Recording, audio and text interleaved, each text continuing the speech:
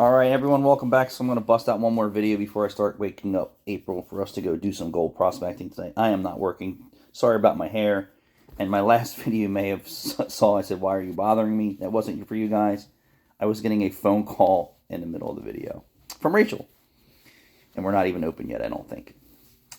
So if you haven't subscribed, please like and share. It goes a long way. It helps me out, and hopefully my goal here is to not do videos from my cell phone. It would actually be in a new shop environment, not necessarily me working or running a franchise, just a shop environment where it's clean, shiny, and new, and I'm doing things on a smaller scale, and not really managing people, just managing myself and doing some work. So, or maybe something else, but it's all going to be predicated upon how much you guys really support me. And I appreciate it here. It's going to be us in 100 years. Hey, how are you? So, somebody said to me about why would anyone buy a brand new 3-cylinder car? I'm going to tell you, they didn't buy the car for the engine. I'm going to say small part of consumers have no idea what's under the hood. If I had to take a guess, I would tell you that if you're buying an EV vehicle, they still don't know how it works or what's under the hood. All they know, there's a battery and electric motor, right? What more do they need to know? What they need to know is the testing that they've done on those vehicles says that they are hard on transmissions. Batteries don't last forever, and there is minimum amounts of maintenance that they don't disclose to you, because why would you buy the car if they laid out a maintenance schedule that cost you money, right? They don't want any more objections to trying getting you to sign on the dotted line, if you follow me there. So most consumers, right? So for me, if I'm going to buy a new Corvette, most people know what's under the hood. They know the size of the engine, which is the most important, and the horsepower and torque.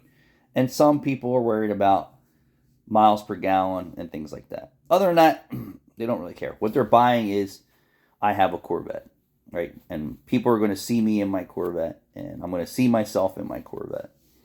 Not that Corvettes come with three-cylinder engines, but this is about the Ford Bronco. When you go and buy the new Ford Bronco, it's like, oh, it's so cute, it's so lovely, and everyone's going to think that I'm doing well, right? My status is high.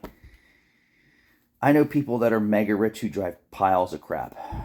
I know people who do very well and drive piles of crap. I know people who do very well and have high-end vehicles too. Why? Because they want to. They want to impress their friends. They want to impress themselves. They want people to look at them. I want, people look at me in my 97 Ford F-150 when I drive. Like when I went to Mall Chevy, that guy didn't ignore me when I rolled into the parking lot in my 97 Ford F-150 and I said, "Where do I park this?" And he said, "Across the street." So I can get attention. I can get attention just like that. I don't need a brand new car. What I'm doing is swiping messages away from Rachel torturing me first thing in the morning. So much for a day off for the owner, right? Where was I? So when you go to buy a new car, you're not really buying what's under the hood, what it takes to maintenance this car, let alone finding out what type of fuel the car takes, right?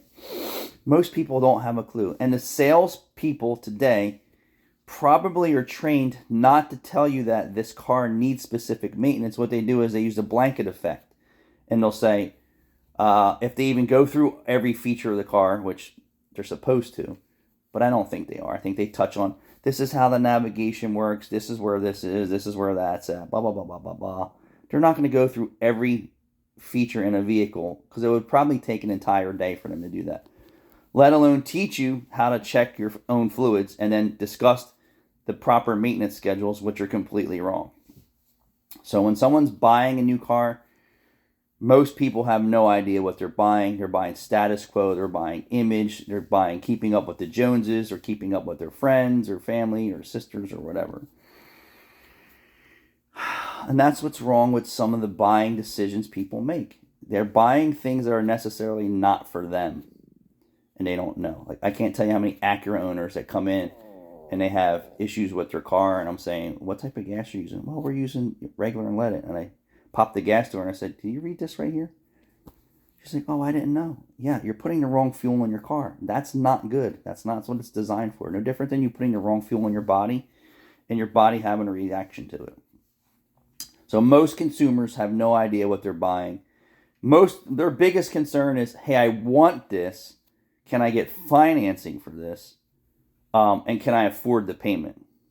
So I would say that was probably the biggest things when the majority of consumers hit the new car dealership and probably the used car dealership. How much is the car? How much are the payments? And, can I get approved? Past that, I don't think they're doing much more than that. I mean, if you're sitting at the table, you're not going through every feature of the car. The salesman's trying to get the deal done first. And then after that, you're going to test drive it. You don't really know about the car, right? You're, unless you're an experienced person in buying vehicles.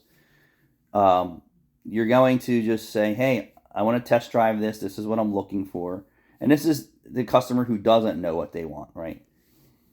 The customers who just say, hey, I want a new car. They may think because they bought a Honda 10 years ago, they're buying the same Honda. Boy, are you wrong. Same thing with Toyota. Boy, are you wrong. You are not buying the same car. If you're brand loyal, you're not buying the same. You're technically not even buying the same brand and quality of product anymore. That's the truth. So most people don't know what they're buying. Thanks for watching.